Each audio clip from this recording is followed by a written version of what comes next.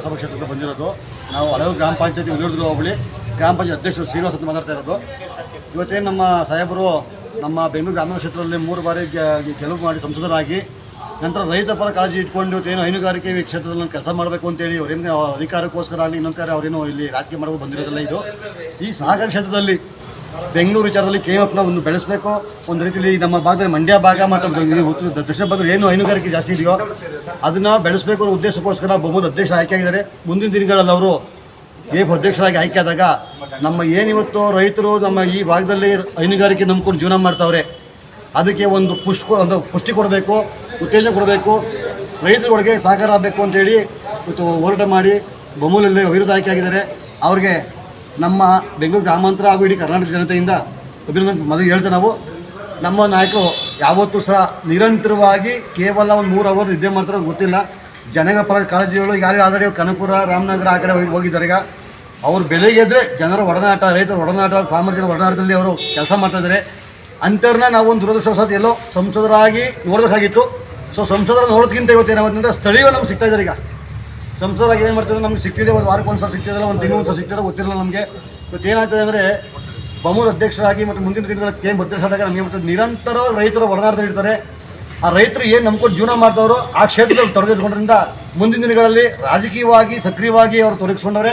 But ವಿರೋಧ ಪಕ್ಷದವ್ರು ಏನು ಟೀಕೆ ಮಾಡ್ಬೋದು, ಕೆಲವಂತ ಬಂದವರೆ, ಇನ್ನೊಂದು ಬಂದರೆ ಸುಮಾರು ಜನ ಮುಖ್ಯಮಂತ್ರಿ ಆಗಿದ್ದರೆ KMF ಬರೋದು ಒಂದು ಕ್ಷೀರ ಕ್ರಾಂತಿ. ಅದು ರೈತರು ಹತ್ತಿರವಾದದ್ದು. ಇದು ಸಂಸದಗಿರಿ ಏನು ಮಾಡ್ತಾರೆ ಅಂತಂದರೆ ಎಲ್ಲ ಒಂದು ವಿಧಾನಸೌಧದಲ್ಲಿ ಅದು ಪಾರ್ಲಿಮೆಂಟ್ ಕುಂತ್ಕೊಂಡು ಕೆಲಸ ಮಾಡೋದು. ಇದು ಹಂಗಲ್ಲ. ಇದು ಸ್ಥಳೀಯವಾಗಿ ಬೆಂಗಳೂರು ನಗರದಲ್ಲೇ ಇರೋದ್ರಿಂದ ನಮ್ಮ ರಾಜ್ಯಾದ್ಯಂತ ಹೈನುಗಾರಿಕೆ ಉತ್ತೇಜನ ಕೊಡ್ತಾ ಇದ್ದಾರೆ. ಆದರೆ ನಮ್ಮ ಸಾಹೇಬರಿಗೆ ಮುಂದಿನ ದಿನಗಳಲ್ಲಿ ರಾಜಕೀಯ ಅನುಕೂಲವೂ ಇದೆ, ಬಟ್ ಅಂದರೆ ರೈತರ ಜೊತೆ ಒಡನಾಟನೂ ಇದೆ. ಮುಂದಿನ ಒಳ್ಳೆಯದಾಗಲಿ ಅಂತೇಳಿ ಮುಂದಿನ ದಿನಗಳಲ್ಲಿ ಇನ್ನೂ 3 ವರ್ಷ ನಮ್ಮ ಸರ್ಕಾರ ಇರ್ತದೆ, ಇನ್ನೂ ಹೆಚ್ಚಿನ ಕೆಲಸ ಮಾಡ್ತಾರೆ. ಅವ್ರು ಸಕ್ರಿಯ ರಾಜಕಾರಣಿ, ರೈತರ ರಾಜಕಾರಣಿ ಅಂತ ನಾವು ಇಷ್ಟೊಂದು ಹೇಳ್ತೇವೆ ಅವ್ರಿಗೆ. ನಾವು ಈ ರಾಜ್ಯದ ಪುಣ್ಯ ಅಥವಾ ನಾವು ಓಟ್ ಹಾಕಿದವ್ರಿಗೆ ಪುಣ್ಯ ಅಂತ ನನಗೆ ಅನಿಸುತ್ತೆ. ಯಾಕೆ ಅಂತಂದರೆ ರಾಜಕಾರಣದಲ್ಲಿ ಜನರಿಂದ ಆಯ್ಕೆಯಾಗಿ ಬರುವಂಥದ್ದು ಎಲ್ಲ ಚುನಾವಣೆನ ನಮ್ಮ DK ಶಿವಕುಮಾರ್ ಕುಟುಂಬದಲ್ಲಿ ಬಂದಿರುವಂಥದ್ದು. ಇವತ್ತು ಅತಿ ಕಮ್ಮಿ ದಿನದಲ್ಲಿ ಇವತ್ತು ಈ ಒಂದು ಸ್ಥಾನಕ್ಕೆ ಹೋಗಿದ್ದಾರೆ ಅಂತಂತಂದರೆ ರಾಜ್ಯ ಜನ ಮತ್ತು ಅವ್ರ ಮೇಲೆ ಎಷ್ಟು ಗೌರವ ಇದೆ, ಅವ್ರ ಮೇಲೆ ಎಷ್ಟು ನಂಬಿಕೆ ಇಟ್ಕೊಂಡಿದ್ದಾರೆ ಅನ್ನೋಕ್ಕೆ ಇದೇ ಸಾಕ್ಷಿ. ವಿರೋಧ ಪಕ್ಷದವ್ರಿಗೆ ಇನ್ನೇನು ಬೇರೆ ಏನು ಕೆಲಸ ಇಲ್ಲ. ಅವ್ರ ಅಧಿಕಾರ ನೋಡೋದು, ಅವ್ರು ಎಲ್ಲಿಗೆ ಹೋಗ್ತಾರೆ, ಎಲ್ಲಿಗೆ ಬರ್ತಾರೆ, ಏನು ಮಾಡ್ತಾರೆ ಅನ್ನೋದು ನೋಡೋದು ಅಷ್ಟು ಬಿಟ್ಕೊಂಡ್ರೆ ಅಭಿವೃದ್ಧಿ ಕಡೆಗೆ ಕೆಲಸ ಇಲ್ಲ. DK ಶಿವಕುಮಾರೇ ಅವ್ರಿಗೆ ದೊಡ್ಡದೊಂದು ಚಿಂತೆ ಆಗೋಗಿದೆ. ಹಾಗಾಗಿ ಅವ್ರು ಇಷ್ಟು ನೋಡಾರ ಅವ್ರು ಇನ್ನು ಮುಂದೊಂದು ದಿನದ ಹರ್ತ್ಕೊಂಡು ಜನರ ಜೊತೆಗೆ ಹೋಗಿ ಕೆಲಸ ಮಾಡೋದು ನೋಡಿ ಜನರಿಂದ ಆಯ್ಕೆಯಾಗಿ ಬರೋದಕ್ಕೆ ಅವರು ಎರಡೂ ಪಕ್ಷದವರು BJP JDS ಇಬ್ಬರೂ ಸುಧಾ ಎರಡೂ ಪಕ್ಷದವರು ಇದೊಂದನ್ನು ನೋಡ್ಕೊಂಡು ಅವ್ರು ಕಲಿಬೇಕು.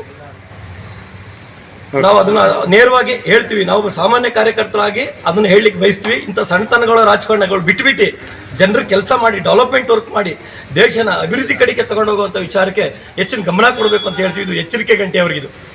ಮುಂದಿನ ದಿನದಲ್ಲಿ ಇನ್ನೂ ಉನ್ನತವಾದ ಸ್ಥಾನ ಸಿಗುವಂಥ ನಮಗೆ ನಂಬಿಕೆ, ವಿಶ್ವಾಸ ನಮಗೆ ಖಂಡಿತ ಇದೆ.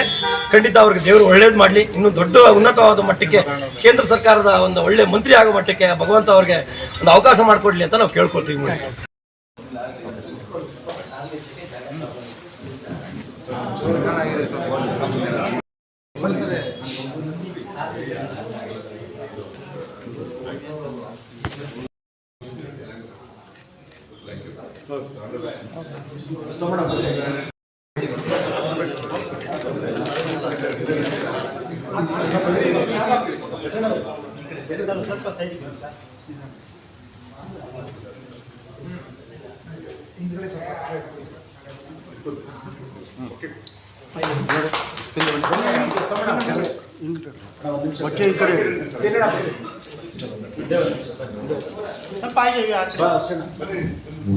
ಬರ್ರಿ ನಗಣ ನಂದೀಶ ಬರ್ರಿ